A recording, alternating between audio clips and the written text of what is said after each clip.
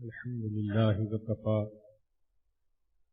وسلام على عباده الذين اصطفى أما بعد أعوذ بالله من الشيطان الرجيم بسم الله الرحمن الرحيم وراودته التي هو في بيتها عن نفسه وغلقت الأبواب قالت هيت لك قال معاذ الله سبحان ربك رب العزة عما يصفون وسلام على المرسلين والحمد لله رب العالمين اللهم صل على سيدنا محمد وعلى آل سيدنا محمد وبارك وسلم. گزشتہ کل جو آیات تلاوت کی کہ زلیخا نے یوسف علیہ السلام کو گناہ کی دعوت دی اور یوسف علیہ السلام نے جواب میں کہا میں اللہ کی پناہ مانگتا ہوں، تو ذہن میں ایک سوال آتا ہے کہ گناہ کرنے کے لیے اتنا موزوں ماحول اور پھر یوسف علیہ السلام کا انکار کرنا، یہ ایک ایسی عظیم صفت ہے کہ جس کو حاصل کرنے کی تمنا ہر شخص کو ہونی چاہیے. تو وہ کون سی باتیں تھیں جن کی بنا پر یوسف علیہ السلام گناہ سے بچ گئے؟ اگر ماحول کو دیکھیں، حالات کو دیکھیں تو پرفیکٹ سرکمسٹانسز تھے گناہ کرنے کے. ذرا غور کیجئے، ہوا فی بیتہا کہ یوسف علیہ السلام اس کے گھر میں رہتے تھے. یہ نہیں تھا کہ مرد کہیں باہر رہتا ہے، اس کو گھر آنے کا موقع ہی نہیں، آئے گا بھی تو منٹوں کے لیے.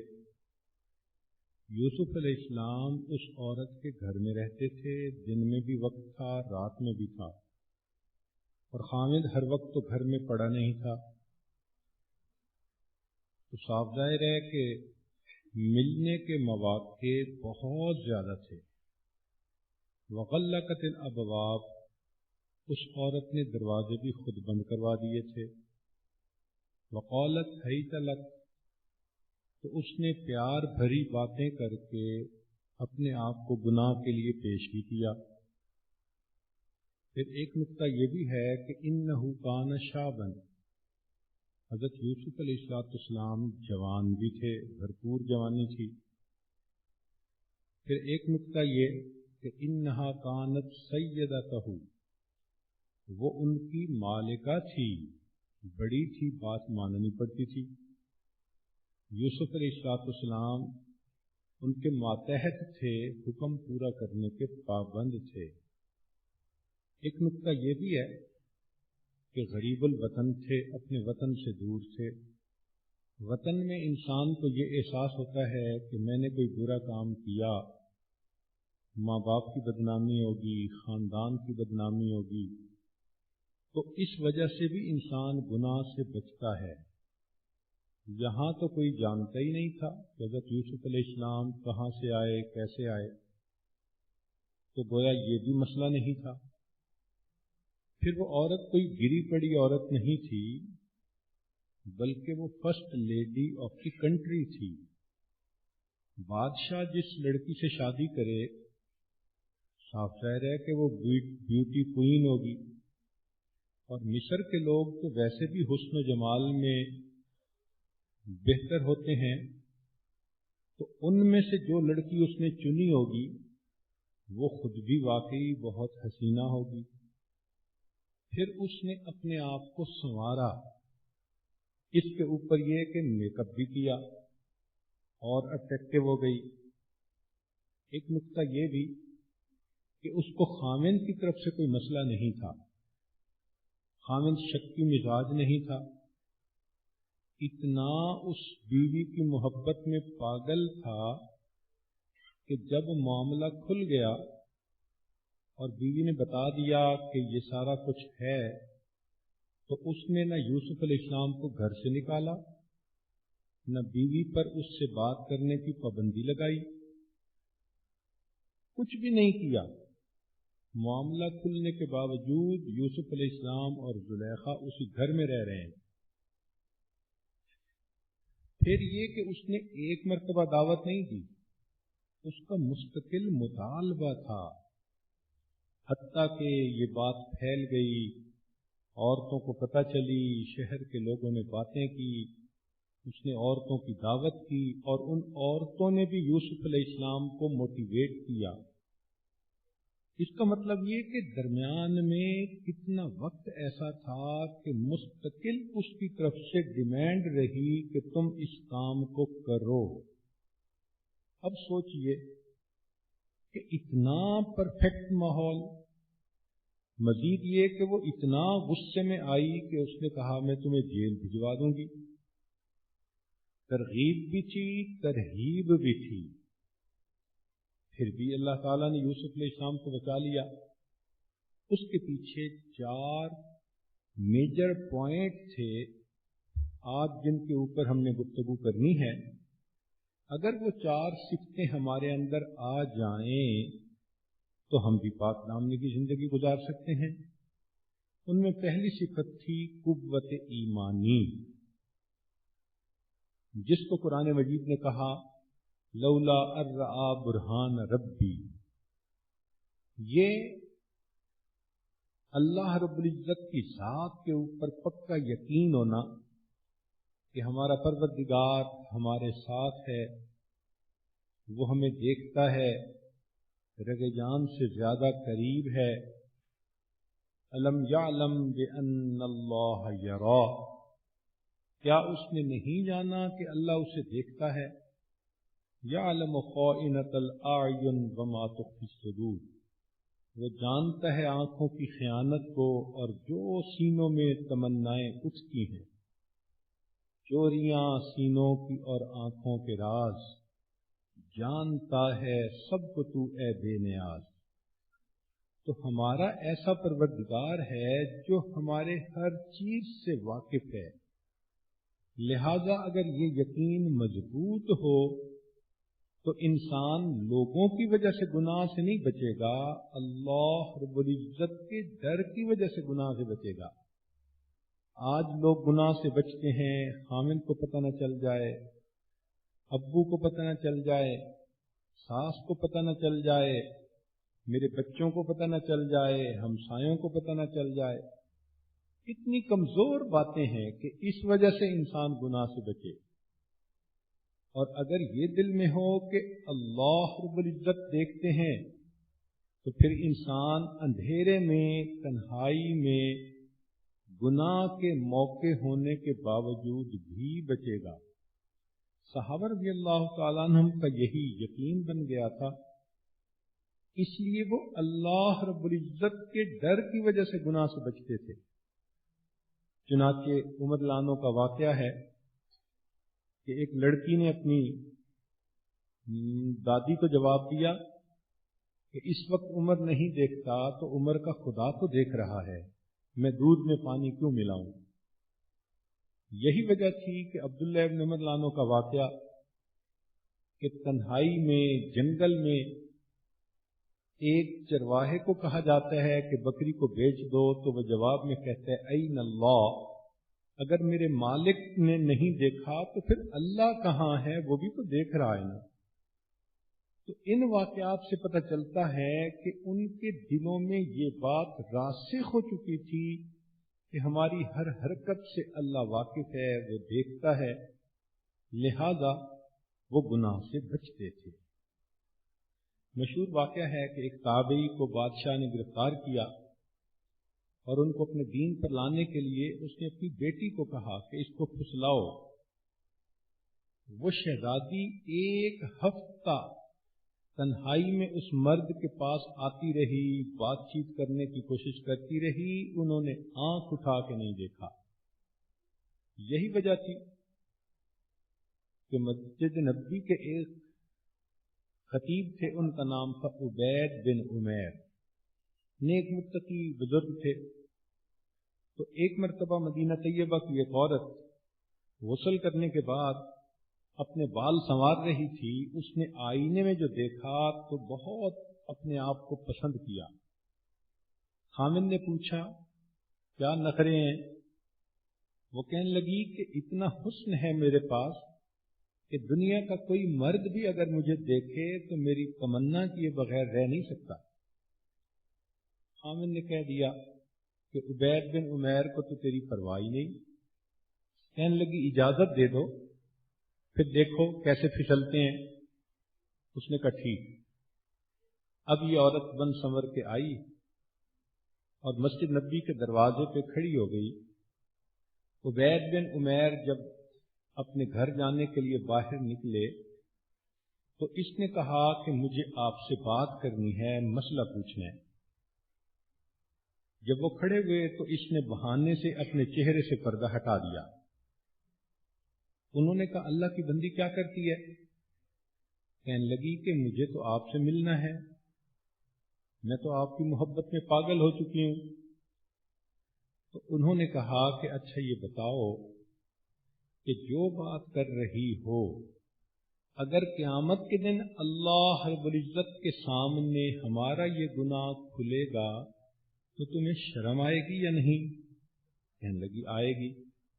کہنے لگی پھر گناہ کی دعوت ہی کیوں دے رہی ہو؟ اتنی تڑپ سے انہوں نے بات کی اور اتنے خلوص سے بات سمجھائی کہ عورت شرمندہ ہوئی، واپس گھر آئی، خامن کو کہنے لگی کہ کیا مرد ہی نیک ہو سکتے ہیں، عورتیں کیوں نہیں نیک ہوتی؟ اس کے بعد اس عورت نے پوری زندگی عبادت میں گزار دی۔ تو اس امت میں بھی یوسف علیہ السلام کی شبیہ لوگ گزرے ہیں، ان کی مثال لوگ گزرے ہیں۔ سلیمان بن یسار کا واقعہ ہے کہ جنگل میں عورت نے گناہ کی دعوت دی اور وہ رونے لگ گئے۔ خواب میں یوسف علیہ السلام نے کہا کہ میں تو گناہ سے بچا کہ میں اللہ کا نبی تھا، مجھے حیرت ہے کہ تم نے ایک عام آدمی ہو کر، ایک ولی ہو کر وہ کام کیا جو کام اللہ کا نبی کیا کرتا تھا۔ تو اس امت میں یہ لوگ اس لیے گزرے کہ ان کا یقین بنا ہوا تھا۔ چنانچہ حضرت عمر رضی اللہ عنہ کا زمانہ ہے اور آپ رات کو گلیوں میں چکر لگا رہے ہیں یہ دیکھنے کے لیے کہ کون کس حال میں ہے۔ ایک چھوٹا سا گھر ہے، وہ ایک فوجی کا تھا جو سفر پہ گیا ہوا تھا، اس کو گئے ہوئے کوئی 4-5 مہینے گزر چکے تھے۔ اس کی شادی ہوئی تھی اور شادی کے کچھ ہی عرصے کے بعد اس کو سفر کرنا پڑ گیا، تو بیوی گھر میں اکیلی تھی۔ اب وہ لڑکی جوان العمر ہے، اکیلی ہے، تو 4-5 مہینوں کے بعد اس کی طبیعت میں بھی خامن کی طلب پیدا ہوئی۔ چنانچہ وہ اپنی چارپائی پر لیٹی، خامن کی یاد میں کچھ اشعار پڑھ رہی تھی، تو عمر رضی اللہ عنہ نے یہ اشعار سنے۔ ذرا ان اشعار کے اوپر غور کرنے کی ضرورت ہے۔ اس نے یہ کہا تطاول ھذا اللیل واسود جانبہ، کہ یہ رات لمبی ہو گئی اور ہر طرف اندھیرا چھا گیا، یعنی گہری رات ہو گئی تھی، تنہائی بھی تھی، اندھیرا بھی تھا، اس کو نیند نہیں آ رہی تھی، وہ اپنے خامن کو مس کر رہی تھی اور اس کی طبیعت چاہتی تھی کہ کاش میرا خامن میرے پاس ہوتا۔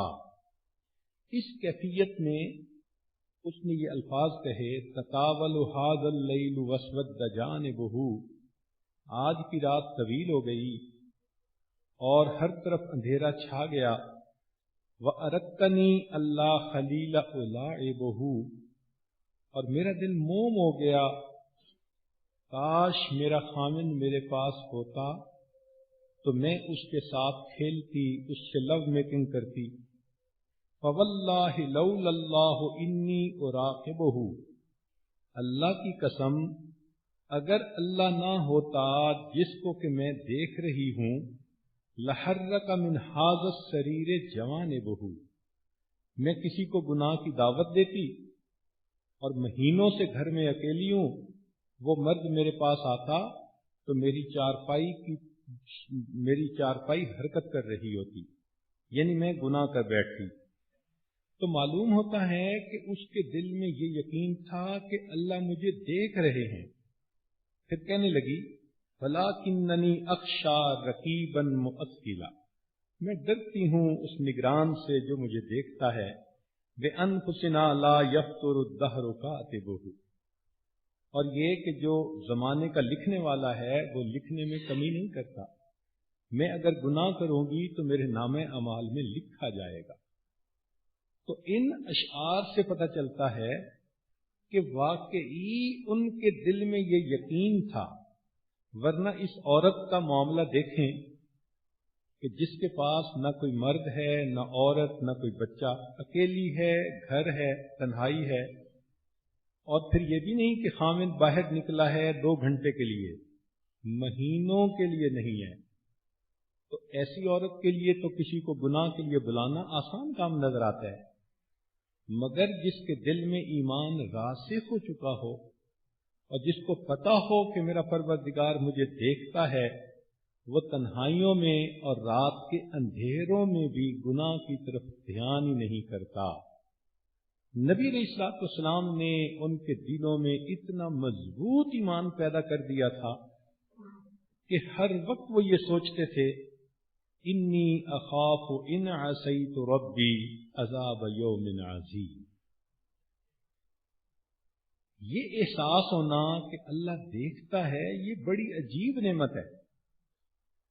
شادی شدہ عورتیں اس بات کو محسوس کریں گی کہ اپنا خاوند اگر ان کی طرف پیار محبت سے ہاتھ بڑھائے اور ان کو یہ محسوس ہو کہ گھر میں کمرے میں جو بچہ سویا ہوا ہے اس نے کروٹ لی، تو ان کے اوپر شہوت کی بجائے الٹا خوف آتا ہے، اور وہ خاوند کو کہتی ہیں کیا کر رہے ہو؟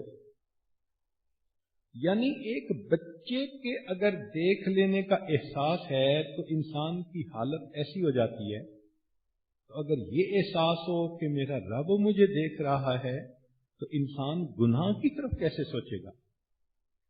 تو پہلی صفت جس کی وجہ سے انسان پرہیزگاری کی زندگی گزارتا ہے اس کو کہتے ہیں قوت ایمانی۔ دوسری صفت اس کو کہتے ہیں جذبہ وفا۔ یوسف علیہ السلام نے فرمایا کہ میں گناہ کیسے کر سکتا ہوں؟ انہ ربی احسن مثوائی، وہ میرا نگران ہے، مجھے اس نے کتنے اچھے طریقے سے رکھا ہوا ہے۔ یعنی عزیز مصر نے میرے اوپر احسان کیا، میں غریب الدیار تھا، نہ میرے پاس ساز و سامان تھا، نہ کوئی رشتہ دار تھے، نہ کوئی غم گسار تھا، نہ ہمدم تھا۔ اس پردیس میں اس نے میرے اوپر احسان کیا، مجھے اپنے گھر میں محبت سے پالا پوسا، تو میں نمک حرامی کیسے کروں؟ میں اس کے ساتھ بے وفائی کیسے کروں؟ یہ جذبہ وفا بھی عجیب چیز ہے۔ جس کے اندر انسانیت ہوتی ہے اس کے اندر یہ جذبہ ضرور ہوتا ہے۔ چنانچہ شادی شدہ مرد عورت ہیں، زندگی کے 10-15 سال گزار چکے، تو اب یہ جو 10-15 سال کی ایسوسیشن ہے اس کا بھی تو کوئی وزن ہے نا۔ یہ تو کوئی بات نہ ہوئی کہ 15 سال خاوند کی خدمت کرنے میں عورت نے اپنے آپ کو بھلا دیا، اس کے بچوں کو پالا پوسا، اس کے گھر میں اس کی خدمت کی، اور 15 سال کے بعد بھی خاوند چاہتا ہے کہ اب اس کے اندر 18 سال کی لڑکی والے ناز انداز ہونے چاہیے۔ تو شریعت کہتی ہے عقل سے کام لو، عمر کے ساتھ ساتھ جسم کے نہ ریفلیکسڈ وہ رہتے ہیں، نہ حسن و جمال وہ رہتا ہے، تو تم فقط ظاہری حسن کی تو پرستش نہ کرو، انسان کی انسانیت کو بھی تو دیکھو۔ اس لیے شریعت نے 2 لفظ استعمال کیے کہ مرد اور عورت کے درمیان وَجَعَلَ بَيْنَكُمْ مَوَدَّةً وَرَحْمَةً، ہم نے ان کے درمیان مودت اور رحمت رکھ دی۔ مودت کا معنی جوانی کی عمر میں خاوند کو بیوی کی ضرورت، بیوی کو خاوند کی ضرورت، لیکن جب بوڑھے ہونے کے قریب ہوتے ہیں تو سیکشول ڈیمانڈ تو ہوتی نہیں. تو اب کہا کہ بھائی ایک دوسرے کی اتنی لمبی ایسوسیشن کا ریگارڈ کرو.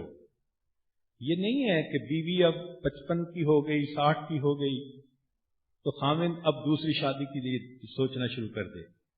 فرمایا کہ وہ تمہاری ضرورت کو پورا کر سکتی ہے تو بہت ہے. اب تم ایک دوسرے کے ساتھ اسلام کی خاطر زندگی گزارو. تو اگر مرد عورت کی وفا کا خیال کرے تو گناہ کی طرف سوچے گا نہیں. عورت مرد کی وفا کا خیال کرے کہ میرے خاوند نے میرے ساتھ کتنا اچھا وقت گزارا، یہ میرے اتنے بچوں کا باپ ہے، اس نے اپنے گھر میں مجھے رکھا، خرچہ دیا، سب کچھ دیا، میں اس کی امانت میں خیانت کیسے کروں؟ اور اگر کنواری لڑکی ہے تو وہ یہ سوچے کہ میرے ماں باپ مجھ پر کتنے شفیق ہیں اور میں اپنے ماں باپ کی عزت کو کیسے خراب کروں، اپنے خاندان کو کیسے دھبا لگاؤں. لڑکی یا عورت جو کام کرتی ہے اس کی ذات پہ تو اعتراض بعد میں ہوتا ہے، پہلے خاندان کو دھبا لگتا ہے. دیکھیں بی بی مریم پر بہتان لگا تو قوم نے کیا کہا؟ یا اخت ہارون، اے ہارون کی بہن. اب اس میں ہارون علیہ السلام کا کیا قصور تھا؟ جو بھی مسئلہ تھا وہ تو عورت کا تھا، مگر مریم کا نام نہیں لیا کسی نے، سب نے بھائی کا نام لیا. معلوم ہوا کہ عورت کی کوئی بھی ایسی اخلاق سے گری ہوئی حرکت ہو تو پھر اس کے بڑوں پر دھبا لگا کرتا ہے، خاندان کی بدنامی ہوتی ہے. اب ذرا غور کریں کہ لوط علیہ السلام کی قوم ایک برے عمل میں مبتلا تھی. تو عمل تو تھا قوم لوط کا، لیکن حال دیکھو کہ لوگوں کے اندر لوطی عمل مشہور ہو گیا. عجیب بات ہے، لوط علیہ السلام تو ان کو پاک نام نہیں سکھا رہے تھے، پاکیزگی سکھا رہے تھے، مگر اس معاملے میں دستور یہی ہے کہ بات بڑوں پر ضرور جاتی ہے. تو لڑکی اپنے خاندان، اپنے ماں باپ کی عزت کا خیال کرے کہ میرے اوپر ان کے کتنے احسانات، انہوں نے کتنی محبتوں سے مجھے پالا پوسا. اب میں کسی لڑکے سے سیل فون پہ باتیں کرتی ہوں، اگر بات کھل گئی تو میرے باپ کا کیا ہوگا، میری ماں کا کیا حال ہوگا. یہ جذبہ وفا بھی عجیب چیز ہے. تیسری چیز جو انسان کو پاک دامنی کی زندگی سکھاتی ہے، اجتناب عن المحرکات، کہ جو چیزیں زنا کی طرف انسان کو مائل کرتی ہیں ان سے بچنا. جیسے یوسف علیہ السلام نے کہا رب السجن احب الیہ، اے اللہ یہ عورتیں تو مجھے گناہ کی طرف ترغیب دے رہی ہیں تو یہ بہت اچھا کہ آپ مجھے جیل میں ہی بھیج دیں، نہ رہے بانس نہ بجے بنسری. شریعت نے کہا کہ انسان اپنی نگاہ کی حفاظت کرے. کل الحوادث مبدأها من النظر، جتنے بھی حوادث ہیں ان کا مبدا نظر ہوتی ہے. ومعظم النار من مستصغر الشرر، اور بڑی سے بڑی آگ ایک چھوٹی سی چنگاری سے جل پڑتی ہے. تو دیکھنے میں تو ایک نظر ہوتی ہے مگر انسان کی زندگی کو برباد کر دیتی ہے. کم نظرت فعلت فی قلب صاحبها فعل السحام بلا قوس ولا وتری. کتنی نظریں ایسی ہیں کہ وہ اپنے نظر ڈالنے والے کے دل پر وہ اثر کرتی ہیں جو ایک تیر اثر کرتا ہے بغیر کمان کے.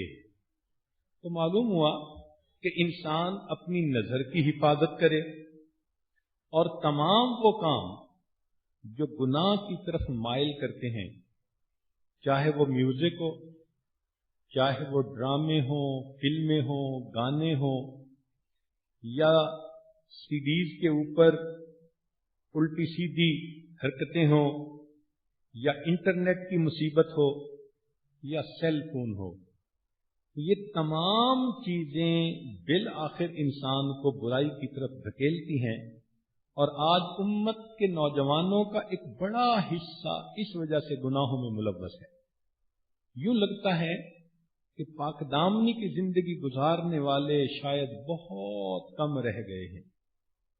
جتنا اس امت کو نقصان اس سیل فون سے ہوا اور انٹرنیٹ سے ہوا، شاید کسی اور مصیبت سے ایسا نقصان نہیں ہوا۔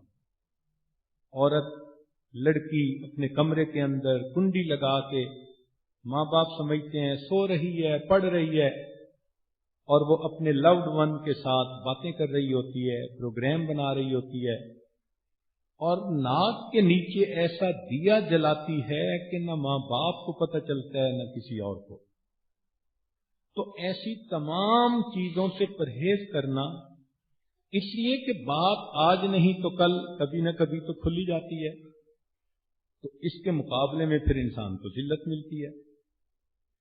تو پہلی چیز تھی قوت ایمانی، دوسری تھی جذبہ وفا، اور تیسری ہے کہ اشتعال دلانے والے امور سے اجتناب۔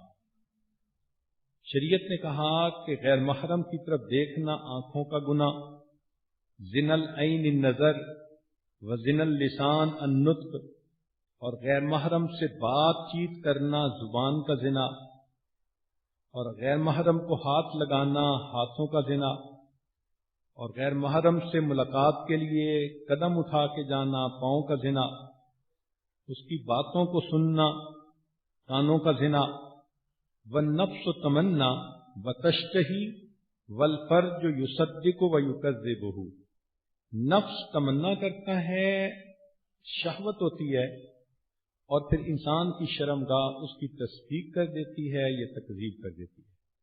تو ایسی باتوں سے بچے جو گناہ کی طرف مائل کریں۔ چوتھی چیز ہے، اس کو کہتے ہیں استحضار انجام، کہ انجام کا استحضار ہو کہ برے کام کا انجام کتنا برا۔ کیونکہ ہر لڑکی کو یہ یقین ہوتا ہے کہ بجلی کی ننگی تار کو ہاتھ لگاؤں گی تو مر جاؤں گی، کوئی بھی اس کو ہاتھ نہیں لگاتی، زندگی میں ایک دفعہ بھی ٹرائی نہیں کرتی۔ اسی طرح اگر یہ ہوگا کہ غیر محرم کو ہاتھ لگنے سے میں روحانی موت مر جاؤں گی، تو وہ زندگی میں کبھی بھی یہ غلطی نہیں کر سکے گی۔ یوسف علیہ السلام کو یہ انجام کا استحضار تھا۔ انہوں نے فرمایا انہ لا یفلح الظالمون، کہ ظالم کبھی فلاح نہیں پا سکتا۔ زندگی میں عورت سے غلطیاں تو کئی ہو سکتی ہیں، مگر کردار کی غلطی ایسی غلطی ہوتی ہے کہ جس کی عام طور پر معافی نہیں ہوتی۔ کنواری لڑکی غلطی کر بیٹھے گی تو کوئی اپنانے والا نہیں ہوگا، اور شادی شدہ غلطی کر بیٹھے گی تو اپنے گھر میں بھیج دی جائے گی، زندگی تباہ ہو جاتی ہے۔ تو کردار کی غلطی چھوٹی غلطی نہیں، بہت بڑی غلطی ہے، اور اس کے اوپر سزا بھی بہت ہے۔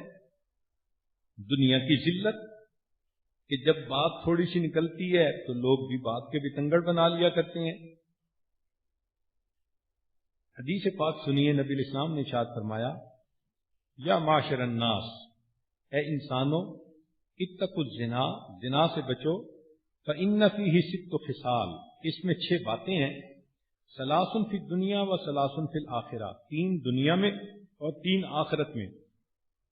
اما التی فی الدنیا فیذھب البہاء، زنا کرنے کی 3 سزائیں جو دنیا میں ہیں، ایک تو چہرے کی رونق چلی جاتی ہے، ویورث الفقر، اور تنگ دستی آ جاتی ہے، یعنی خامد کا کاروبار بند ہو جاتا ہے، وینقص العمر، عمر گھٹ جاتی ہے یعنی بیماریاں آ جاتی ہیں، واما التی فی الآخرہ، اور آخرت کی 3 باتیں، فسخط اللہ، اللہ کا غصہ ہوتا ہے، سوء الحساب، برا حساب ہوتا ہے، وعذاب النار، اور جہنم کی آگ میں اس کو جلایا جاتا ہے۔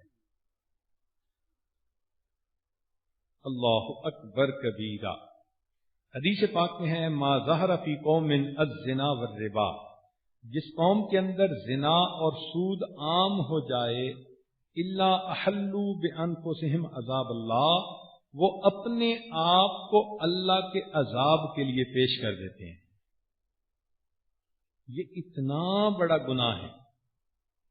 اب سنیے، 3 لوگ ایسے ہیں جن سے اللہ تعالیٰ بغض رکھتے ہیں، یعنی نفرت کرتے ہیں جن سے۔ ثلاثۃ الذین یبغضهم اللہ، الشیخ الزانی، بوڑھا زناکار، یعنی بوڑھی عورت، عمر بھی ہو گئی، 2-4 بچوں کی ماں بھی بن گئی اور ابھی بھی یہ حرکتیں۔ تو فرمایا کہ اللہ تعالیٰ اس سے نفرت کرتے ہیں۔ دوسری حدیث میں فرمایا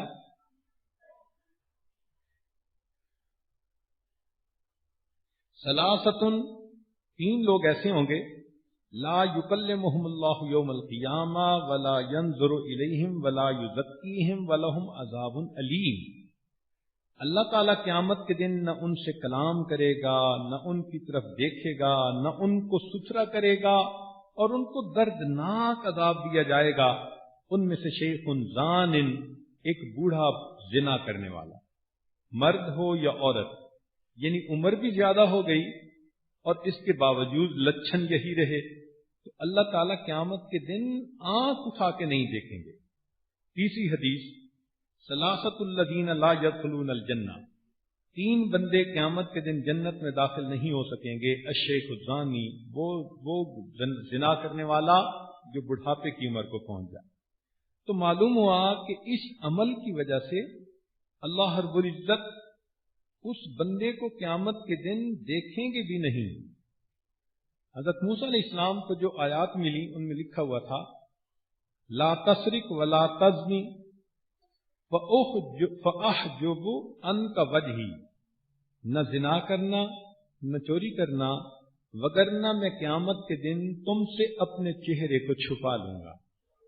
اللہ اکبر، کتنی بڑی سزا ہے کہ انسان سے اللہ تعالیٰ اپنے چہرے انور کو چھپائیں گے اور یہ بندہ اپنے پروردگار کو دیکھ بھی نہیں سکے گا۔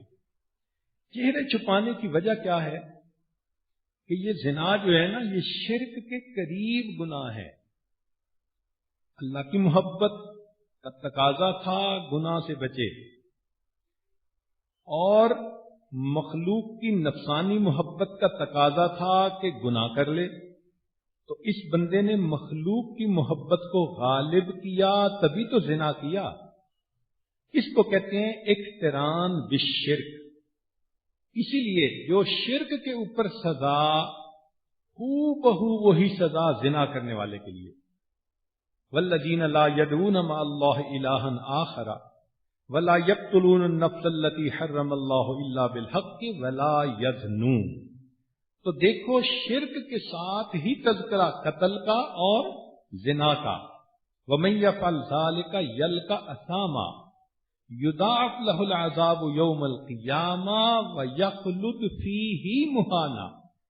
جس طرح مشرک جہنم میں ہمیشہ رہے گا، زنا کرنے والا بھی جہنم میں ہمیشہ رہے گا۔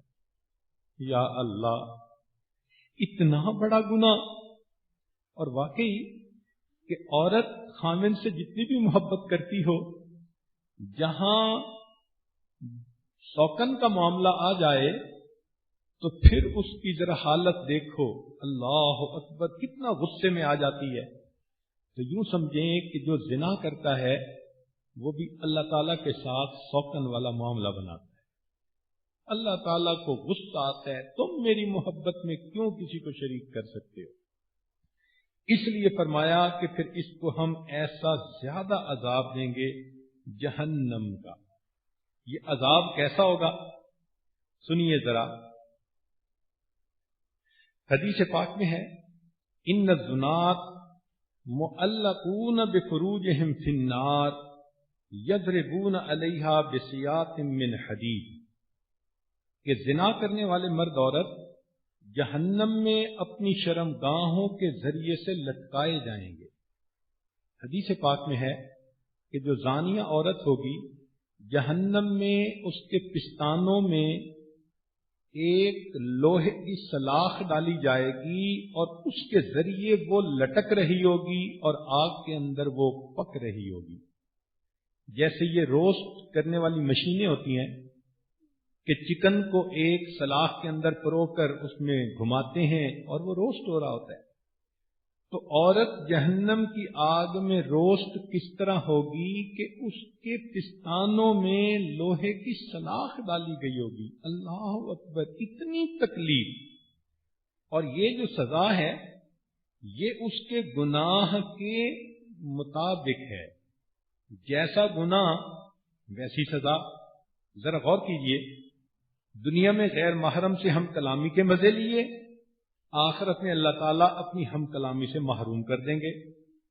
دنیا میں غیر محرم سے ہمیشہ کی دوستی کے وعدے کیے، اللہ تعالیٰ آخرت میں جہنم میں ہمیشہ کے لیے عذاب میں ڈال دیں گے. دنیا میں غیر محرم سے حسن کی تعریفیں سنی، قیامت کے دن زناکار لوگوں پر سب لوگ لعنتیں برسائیں گے، لعنتیں بھیجیں گے. دنیا میں غیر محرم کے سامنے اپنے جسم کو ننگا کیا، قیامت کے دن اللہ تعالیٰ کے سامنے جب اس عورت کو پیش کیا جائے گا تو حدیث پاک میں آتا ہے اس کا پردہ ہٹ جائے گا، یہ ننگی پیش کی جائے گی. دنیا میں غیر محرم کے ساتھ ایک بستر پر اکٹھی ہوئی، قیامت کے دن اللہ تعالیٰ زناکار مردوں اور عورتوں کو آگ کے تنور میں اکٹھا کریں گے. دنیا میں غیر محرم کو اپنے پستان کو ہاتھ لگانے کا موقع دیا، قیامت کے دن پستانوں کے بل جہنم میں لٹکائیں گے. دنیا میں غیر محرم سے ہاتھ ملایا، جہنم میں ہاتھوں میں آگ کی ہتھ کڑیاں پہنائیں گے. دنیا میں غیر محرم نے بوسے لیے، قیامت کے دن سانپ چہرے کے گوشت کو کھائیں گے. دنیا میں غیر محرم سے زنا کیا، اس کے بدلے جہنم میں شرمگاہ سے ایسی بدبو نکلے گی کہ جہنمی لعنت کریں گے. اور دنیا میں غیر محرم سے گناہ کیا، انگ انگ نے مزے لیے، تو قیامت کے دن اس کے اوپر بچھوؤں کو سوار کر دیا جائے گا، وہ کاٹیں گے اور انگ انگ کے اندر زہر کو داخل کریں گے. جیسی کرنی ویسی بھرنی، نہ مانے تو کر کے دیکھ، لمحوں نے خطائیں کی صدیوں نے سزا پائی. چند لمحوں کی خطا کی خاطر سوچئے ہم اپنے آپ کو کتنے بڑے بڑے عذاب کے لیے پیش کر دیتے ہیں. پھر اور دیکھیے کہ اگر کسی شادی شدہ عورت سے زنا کیا تو حدیث پاک میں ہے ان من زنا بامرأۃ متزوجۃ کان علیہ وعلیہا فی القبر نصف عذاب ہذہ الامہ. ایک تو قبر میں اس امت کے آدھے عذاب کے برابر عذاب ہوگا. فاذا کان یوم القیامت یحکم اللہ تعالی زوجہا فی حسناتہ. اور شادی شدہ عورت سے جو زنا کرے گا تو قیامت کے دن اللہ اس عورت کے خاوند کو اختیار دیں گے، اس بندے کے عملوں میں سے جتنا چاہو لے لو. تو سوچو کہ وہ آدمی کوئی اس کا عمل پیچھے رہنے دے گا؟ سارے عمل نہیں لے لے گا. ایک زنا کے پیچھے ساری زندگی کی نیکیاں ختم. اور جس نے کسی شادی شدہ مرد سے زنا کیا عورت نے، تو اس کے ساتھ بھی یہی، اس کی بیوی کو اختیار دیا جائے گا. تو بتائیں پھر کسی کی بیوی آپ کے پلے کوئی نیکی چھوڑے گی؟ ساری زندگی کی عبادت چند لمحوں کی لذتوں کے پیچھے ختم ہو جائے گی. پھر اگلی بات، حدیث پاک ابن حبان نے اس کی روایت کی، ذرا غور سے سنیے گا کہ نبی علیہ الصلوۃ والسلام نے ارشاد فرمایا تعبد عابد من بنی اسرائیل فعبد اللہ فی صومعتہ 60 عاما. بنی اسرائیل کے ایک عبادت گزار نے 60 سال عبادت کی. فامطرت الارض فاحصرت. ایک مرتبہ بارش ہوئی اور باہر کا موسم بہت اچھا تھا. فاشرف الراہب من صومعتہ. اس نے جو وہ اپنے صومعہ میں داخل ہوا تو کہنے لگا لو نزلت وذکرت اللہ فازددت خیرا. اگر میں صومعے سے نیچے اتروں، اتنا اچھا موسم ہے، بارش ہوئی ہے، تو میں اللہ کا ذکر کروں گا تو اس میں خیر زیادہ ہوگی. فنازلہ، وہ اپنے سوما سے نیچے اترا، ومعہ رغیف او رغیفان، اس کے پاس ایک روٹی یا دو روٹیاں تھیں، فبینما هو فی الارض لقیتہ امرأۃ، جب وہ نیچے اترا تو کہیں سے شیطان کی ایجنٹ ایک عورت بھی آ نکلی، فلم یزل یکلمها وتکلمہ حتی غشیہا، وہ اس سے بات کرنے لگا، وہ اس سے بات کرنے لگی، اس عورت نے ایسی چکنی چپڑی باتیں کی کہ وہ عابد عبادت گزار اس عورت سے زنا کا مرتکب ہو گیا۔ ثم اغمی علیہ، اس کی طبیعت خراب ہوئی اور غشی سی آنے لگی، فنزل الغدیر لیستحم، وہ ایک تالاب میں داخل ہوا کہ غسل کرے، اپنے آپ کو پاک کرے، فجاء سائل، ایک سوالی آ گیا، فاومأ الیہ، تو اس نے اس کی طرف دھیان کیا، ان یأخذ الرغیفین، اس کو اشارہ کیا کہ بھئی یہ جو دو روٹیاں پڑی ہیں تم یہ لے لو، ثم مات، پھر اس عبادت گزار کی موت آ گئی، فوزنت عبادت 60 سنتا بتلک الزنیۃ فرجحت الزنیۃ بحسناتہ، حدیث پاک میں ہے اس کی 60 سال کی عبادت کو ایک پلڑے میں ڈالا گیا، زنا کے گناہ کو دوسرے پلڑے میں ڈالا گیا تو زنا کا گناہ بھاری ہو گیا۔ اللہ اکبر، ہماری تو عمر ہی 60 سال نہیں ہوئی، تو ایک گناہ کے پیچھے ساری زندگی کی نیکیاں ختم۔ اللہ اکبر کبیرہ، یا اللہ، سوچئے کہ اللہ رب العزت کی نظر میں یہ کتنا بڑا گناہ ہے۔ اس گناہ کی وجہ سے پھر اس سے بہت زیادہ بچنے کی ضرورت ہے۔ چنانچہ اس گناہ کا قصاص بھی ہوتا ہے۔ قصاص سے کیا مانے؟ امام شافعی رحمۃ اللہ علیہ فرماتے ہیں کہ جو شخص زنا کرتا ہے تو اس کے اہل خانہ میں سے کوئی نہ کوئی اس کے بدلے کو اتارتا ہے۔ حدیث پاک ہے، تم پرہیزگاری اختیار کرو گے، تمہاری عورتیں بھی پرہیزگار رہیں گی۔ یعنی اگر انسان بدکار بنے گا تو بدکاری ریفلیکٹ ہوگی گھر کی عورتوں میں، چاہے ماں ہو، چاہے بہن ہو، چاہے بیوی ہو، چاہے بیٹی ہو، کوئی نہ کوئی اس کے بدلے بدکاری ضرور کرے گی۔ سنیے اشعار، فرماتے ہیں افو تعف نساؤکم فی المحرم، افو تعف نساؤکم فی المحرم، کہ تم عفت پاک دامنی کی زندگی گزارو تو تمہاری عورتیں بھی پاک دامن ہو جائیں گی۔ وَتَجْنِبُوا مَا لَا يَلِيقُ بِمُسْلِمٍ، اور بچو اس کام سے جو مسلمان کے لیے مناسب نہیں۔ ان الزنا دین فإن أقرضته، زنا قرضہ ہے، اور اگر تم اس قرضے کو اٹھاؤ گے، کان الوفا من اہل بیتک فعلمی، تو تمہارے گھر میں سے کوئی نہ کوئی اس قرضے کو اتارے گا۔ من یزن یزن بہ ولو بجدارہ، جو شخص زنا کرے گا اس کی گھر کی عورتوں سے زنا کیا جائے گا، حتیٰ کہ اس کے مکان کی دیواروں سے زنا کیا جائے گا۔ یا اللہ، ان کنت یا ھذا لبیبا ففہمی، اگر تو عقل مند ہے تو ذرا سوچ۔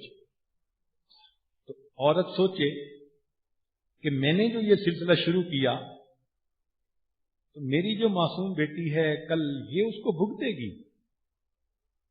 باپ سوچے کہ میں جو یہ بدکاریاں کرتا پھرتا ہوں کل کو میری بیٹی اس کو بھگتے گی، یا بہن بھگتے گی، یا ماں بھگتے گی۔ مشہور واقعہ ہے کہ بخارا میں ایک جیولر تھا، تو پانی بھرنے والا 30 سال ان کے گھر پانی بھرتا رہا۔ ایک دن اس نے اس جیولر کی بیوی کا ہاتھ شہوت سے پکڑا، وہ بڑی پریشان ہوئی، رونے لگی۔ خامند آیا، اس نے بتایا، خامند کی آنکھوں میں آنسو، پوچھا کیا ہوا؟ کہنے لگا میرے پاس ایک عورت زیور لینے آئی تھی، میں جب اس کو چوڑی پہنانے لگا تو اس کے ہاتھوں کی خوبصورتی مجھے پسند آئی، میں نے اس کے ہاتھ کو شہوت سے دبایا، اس کے بدلے ایک غیر مرد نے میری بیوی کے ہاتھ کو شہوت سے دبایا۔ مشہور واقعہ ہے، ایک بادشاہ کو یہ مسئلہ سنایا گیا تو اس نے اپنی بیٹی کو کہا کہ تو ذرا بن سنور کے بازار میں جا اور واپس آ کر بتا کہ لوگ تیرے ساتھ کیا معاملہ کرتے ہیں۔ وہ پورے بازار میں گزری، کسی نے آنکھ اٹھا کے نہیں دیکھا۔ واپس گھر آنے لگی تو گھر کے اندر ایک چوکیدار تھا، اس نے تنہائی میں اس کو دیکھ کر اس کو پکڑا، اس کو ہگ کیا، کس کیا اور پھر چھوڑ دیا۔ اس لڑکی نے آ کے سارا کچھ بتایا تو بادشاہ کی آنکھوں میں آنسو آ گئے، کہنے لگے پوری زندگی میں عورت سے بچا ہوں، ایک مرتبہ جوانی میں نے ایک لڑکی کو اسی طرح گلے لگایا تھا، کس کیا تھا، جتنا میں نے غیر کے ساتھ کیا تھا اتنا غیر نے میری بیٹی کے ساتھ کیا۔ تو یہ تو عدلے کا بدلہ ہے، ٹٹ فار ٹیٹ ہے۔ تو اس کو بھی ذہن میں رکھیں کہ اگر آج ہم یہ کریں گے تو کل اس کا بدلہ ہوگا۔ لڑکی یہ سوچے کہ میں اگر کنوارے پن میں کسی سے یہ باتیں کر رہی ہوں تو میرا ہونے والا خاوند ضرور کسی نہ کسی لڑکی سے باتیں کرے گا۔ کیا یہ چاہتی ہے کہ جو بدکاری میں کر رہی ہوں میرا ہونے والا خاوند بھی ایسا ہی بدکار ہو؟ اگر نہیں چاہتی تو پھر اس گناہ سے بچنے کی ضرورت ہے، توبہ کر کے پاک دامنی کی زندگی گزارنے کی ضرورت ہے۔ پھر ایک بات اور بھی ذرا دیکھ لیجئے، وہ یہ حدیث پاک میں آتا ہے، اللہ اکبر، من قعد علی فراش مغیبۃ قید اللہ لہ ثوبانا یوم القیامہ، کہ جو شخص کسی گھر سے باہر گئے ہوئے بندے کی بیوی کے بستر پر بیٹھے گا، یعنی آدمی کاروبار کے لیے، کام کے لیے سفر پر گیا، باہر گیا، پیچھے اس کی بیوی اکیلی تھی، اس آدمی کو موقع مل گیا اور اس نے اس کی بیوی کے ساتھ بدکاری کی، یا بیوی نہیں تھی، عورت نے اس کے خاوند کے ساتھ بدکاری کر لی، دونوں کا معاملہ، تو فرمایا اللہ تعالی قیامت کے دن ان کے اوپر ایک اژدہا مسلط کر دے گا۔ زنا کی خاص سزا یہ ہے کہ بندے کے اوپر سانپ متعین ہو جاتے ہیں۔ عورت اگر غیر مرد کی طرف متوجہ ہوتی ہے تو غیر مرد سے اس کو کیا ملتا ہے؟ جو کچھ ملتا ہے وہی سانپ ہوتا ہے، اور وہی قیامت کے دن انسان کے اوپر مسلط ہوگا۔ چنانچہ حدیث پاک میں بھی اس کا تذکرہ، ذم الحوا ایک کتاب ہے، اس میں یہ واقعہ ہے کہ سیدہ عائشہ صدیقہ رضی اللہ تعالی عنہ گھر میں تھیں، ایک عورت آئی اور کہنے لگی ام المومنین، میں اپنے دل کی بات یا اللہ سے کر سکتی ہوں یا آپ سے کر سکتی ہوں، میری مدد فرمائیں۔ پوچھا کیا ہوا؟ اس نے اپنے دوپٹے کو ہٹایا تو اس کے گلے کے اندر ایک سانپ لٹکا ہوا تھا۔ کہنے لگی کہ میں راستے میں آ رہی تھی، یہ سانپ میرے اوپر آیا اور میرے گلے کے گرد اس نے اپنی کنڈلی ڈال دی، اب میں اس کو ہٹانے کی کوشش کرتی ہوں تو یہ میرے گلے کو چوک کرتا ہے اور میرا سانس بند ہوتا ہے، اور یہ میرے جسم سے اتر بھی نہیں رہا، میرے اوپر خوف کی ہے، میرے جان چھڑانے کے لیے کچھ کر دیجیے۔ تو عائشہ صدیقہ عنہا نے پوچھا کہ تو نے کون سا گناہ کیا؟ کہنے لگی کیا بتاؤں، خاوند گھر پہ نہیں تھا، میں زنا کی مرتکب ہوئی، حتیٰ کہ حاملہ ہو گئی، پھر میرے ہاں بچہ ہوا تو میں نے اس بچے کو قتل کر دیا۔ عائشہ صدیقہ رضی اللہ عنہا نے فرمایا جہاں یہ سانپ تمہارے اوپر لپٹا تھا وہیں واپس چلی جاؤ۔ وہ واپس گئی تو عائشہ صدیقہ رضی اللہ تعالیٰ عنہ نے اپنے غلام سے کہا کہ اس کے پیچھے جاؤ اور دیکھو کہ وہاں اس کے ساتھ کیا ہوتا ہے۔ جب وہ عورت وہاں پہنچی جہاں سانپ لپٹا تھا تو سانپ نے آوازیں نکالنی شروع کر دیں اور دیکھتے دیکھتے کئی سانپ اور نکل آئے، اس عورت کو کاٹنے لگے، اس کے پورے چہرے کا گوشت کھا لیا۔ یہ تیرا چہرہ تھا جس کے بوسے غیر محرم مرد نے لیے تھے، اب اس کے بوسے سانپ لیں گے۔ تو لڑکی سوچے کہ میں جس سے پیار کی باتیں کرتی ہوں اور جو مجھے کس کرنے کے لیے تڑپ رہا ہے، یہ حقیقت میں سانپ ہیں جو مجھے کس کریں گے۔ ایک اور واقعہ بھی ہے،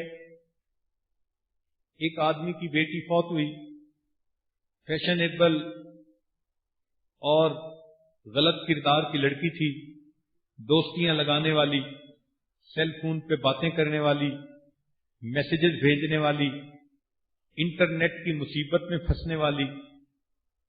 تو جب اس کے لیے پہلی قبر کھودی گئی تو اس میں سے سانپ نکلا، بند کر کے دوسری جگہ قبر کھودی گئی، اس میں سے سانپ نکلا، 3 جگہ قبر کھودی گئی، تینوں جگہ سانپ نکلا۔ بالآخر لوگوں نے کہا جو بھی ہے دفن کر دو۔ جیسے ہی اس کی لاش کو قبر کے اندر رکھا گیا، سانپ اس سے آ کے چمٹ گیا۔ تو آخرت میں تو سانپ کاٹے گا ہی صحیح، اللہ تعالیٰ قبر میں بھی دکھا دیتے ہیں اور کئی مرتبہ دنیا میں بھی دکھا دیتے ہیں۔ اور یہ سزا کس لیے کہ تم نے گناہ ایسا کیا تھا۔ ایک ڈاکٹر تھا، بڑا خوبصورت نوجوان تھا اور وہ بدکاری کا مرتکب ہوتا تھا۔ خود اس نے اپنا واقعہ سنایا کہ میری پیشنٹ میں جوان لڑکیاں آتی تو وہ میری خوبصورتی کو دیکھ کے میرے ساتھ بہت نرم ہو جاتی اور میں اپنی خوبصورتی کا فائدہ اٹھاتا اور موقع بنا کے میں ان سے بدکاری کرتا تھا۔ کہنے لگا ایک رات خواب میں سویا ہوا تھا کہ میں نے دیکھا ایک آدمی ہے جس کے جسم پہ کپڑے نہیں، اور 2 بندے آتے ہیں اور ان کے ہاتھ میں کوئی لوہے کی چیز ہے اور وہ اس مرد کی پیشاب کی نالی میں وہ لوہے کی چیز ڈالتے ہیں۔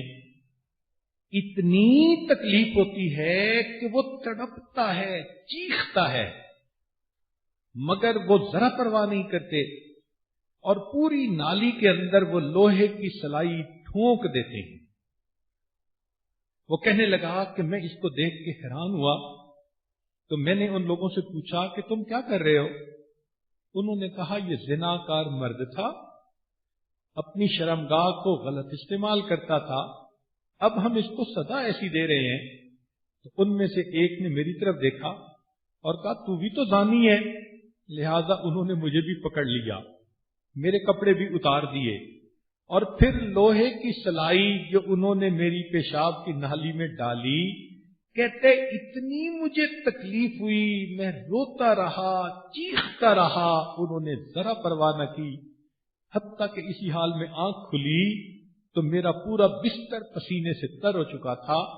6 مہینے تک مجھے جلن کے ساتھ پیشاب آتا رہا، خون آتا رہا، پھر میں نے زنا سے توبہ کی، اللہ نے میری توبہ کو قبول کر لیا۔ تو 4 چیزیں اس میں ایسی ہیں کہ جن کی وجہ سے کوئی بھی اس گناہ کی طرف بلائے تو بندہ فوراً یہی الفاظ کہے گا جو یوسف علیہ السلام نے کہے، قال معاذ اللہ، میں اللہ کی پناہ مانگتا ہوں۔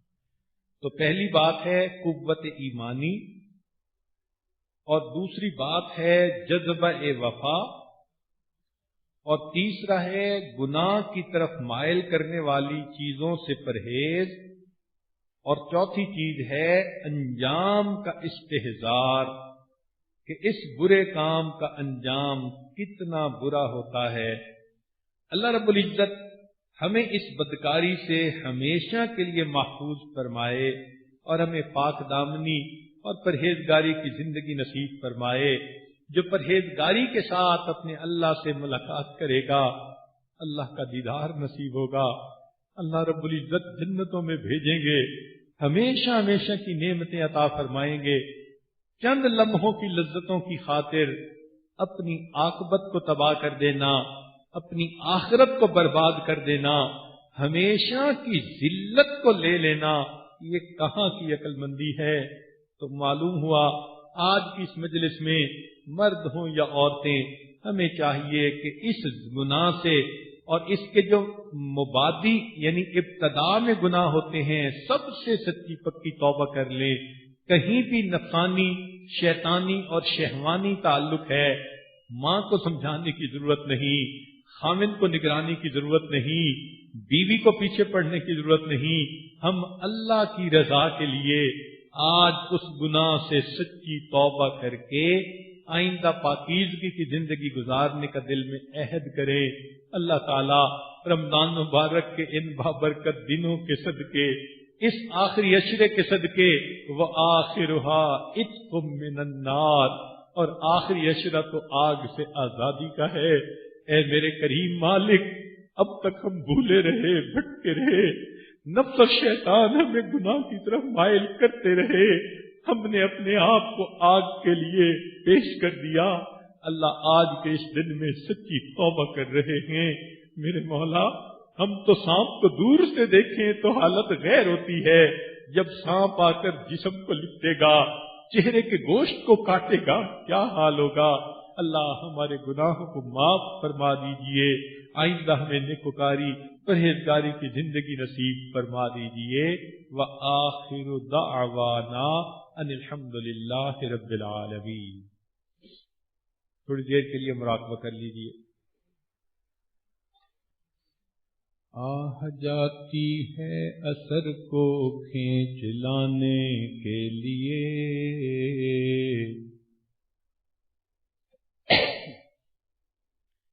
آہ جاتی ہے اثر کو کھینچ لانے کے لیے, بادلو ہٹ جاؤ دے دو راہ جانے کے لیے. آہ جاتی ہے اثر کو کھینچ لانے کے لیے, بادلو ہٹ جاؤ دے دو راہ جانے کے لیے. اے دعا فریاد کر عرش بری کو تھام کے, اے خدا رخ پھیر دے اب گردش ایام کے. خلق کے راندے ہوئے دنیا کے ٹھکرائے ہوئے, آئے ہیں اب تیرے در پر ہاتھ پھیلائے ہوئے. حق پرستوں کی اگر کی تو نے دل جوئی نہیں, تانا دیں گے بت کے مسلم کا خدا کوئی نہیں. رحم کر اپنے نہ آئینے کرم کو بھول جا, ہم تجھے بھولے ہیں لیکن تو نہ ہم کو بھول جا. خار ہیں بدکار ہیں ڈوبے ہوئے ذلت میں ہیں, جو بھی ہیں آقا تیرے محبوب کی امت سے ہیں. لا الہ الا اللہ محمد رسول اللہ.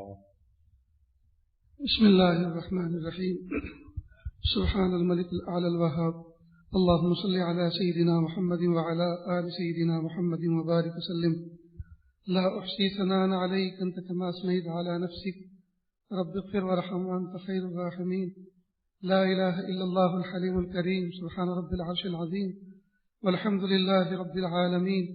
نسألك موجبات رحمتك وعزائم مغفرتك والغنيمة من كل بر والسلامة من كل اسم. لا تدع لنا ذنبا إلا غفرته ولا هما إلا فرجته ولا حاجة هي لك رضا إلا قضيتها يا أرحم الراحمين يا أرحم الراحمين يا أرحم الراحمين.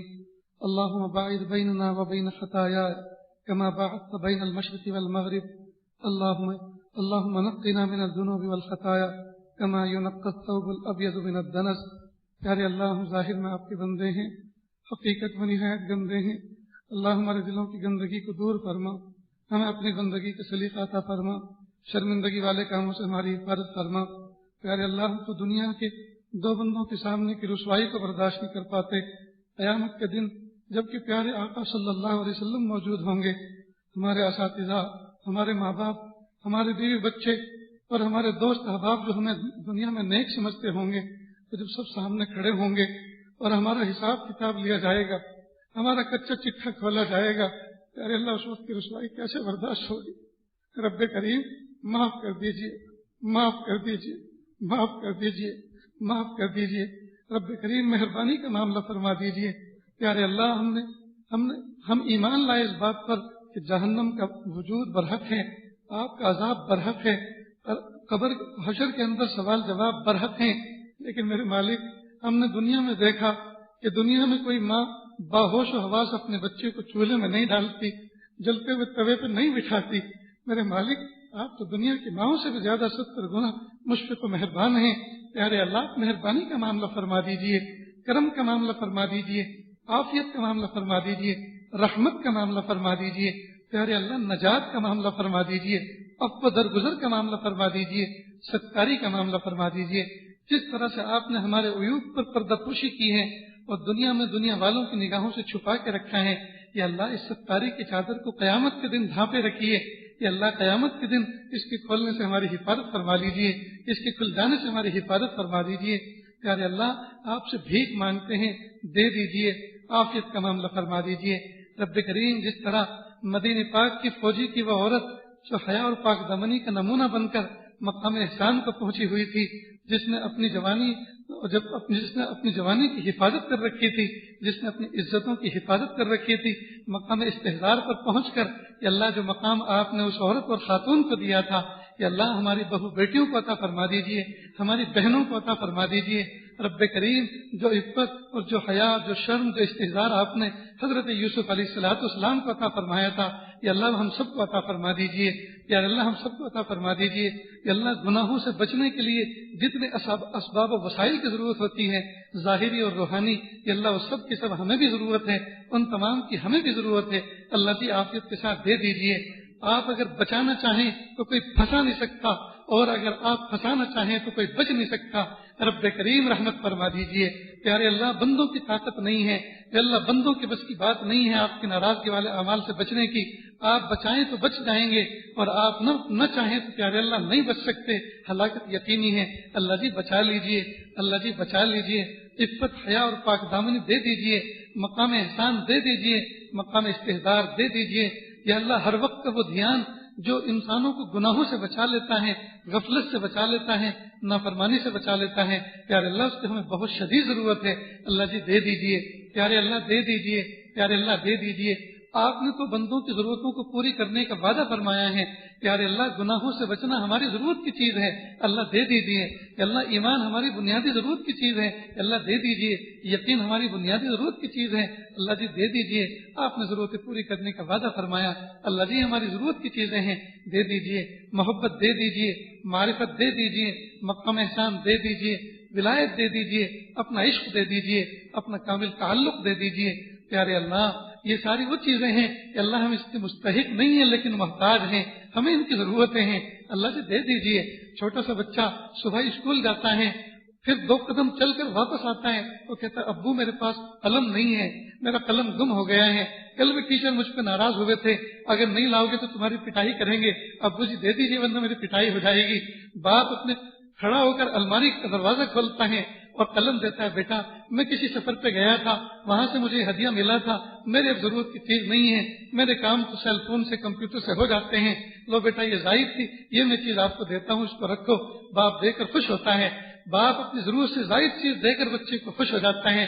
رب کریم تقویٰ ہماری بنیادی ضرورت ہے کہ اللہ ایمان ہماری بنیادی ضرورت ہے، اور اس کے خزانے ہیں آپ کے پاس، اور آپ کو کوئی ضرورت نہیں ہے کہ اللہ یہ ہماری ضرورت کی چیزیں ہیں، ہمیں دے دیجئے اور دے کر خوش ہو جائیے، دے کر خوش ہو جائیے، رحمت فرما دیجئے۔ پیارے اللہ جن نعمتوں کا سوال آپ سے کیا ہے پیارے اللہ ہم اس کے مستحق نہیں لیکن محتاج ہیں، دے دیجئے۔ پیارے اللہ یقیناً نااہل ہیں، اور نااہل ہونے کے باوجود ایسی چیزوں کا سوال کرتے ہیں، لیکن پیارے اللہ نااہلوں کو اہل بنانا بھی تو آپ کا کام ہے، اہل بنا کر دے دیجئے، اہل بنا کر دے دیجئے۔ پیارے اللہ مکاتب قرآنیہ، مساجد اسلامیہ اور مدارس دینیہ اور وہ خانقاہیں جو اللہ اللہ سکھایا جاتا ہے، اور مراکز تبلیغ کی پوری پوری حفاظت فرما کہ اللہ ہمارے تینوں حرم پاک کی حفاظت فرما۔ رب کریم ہمیں اپنے گھر کی مقبول حاضری کی توفیق عطا فرما، ہر سال بار بار جانا نصیب فرما۔ آپ کے وہ کتنے پیارے بندے اور بندیاں ہوتے ہیں جو احرام کی نیت کر کے لبیک اللہم لبیک کہتے ہوئے آپ کے گھر کا سفر کرتے ہیں، یا اللہ ان قافلوں میں ہمیں بھی شامل فرما۔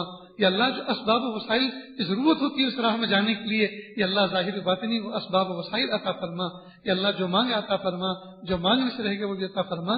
وصلی اللہ تعالی علی خیر خلقہ محمد و آلہ و اصحابہ اجمعین برحمتک یا ارحم الراحمین۔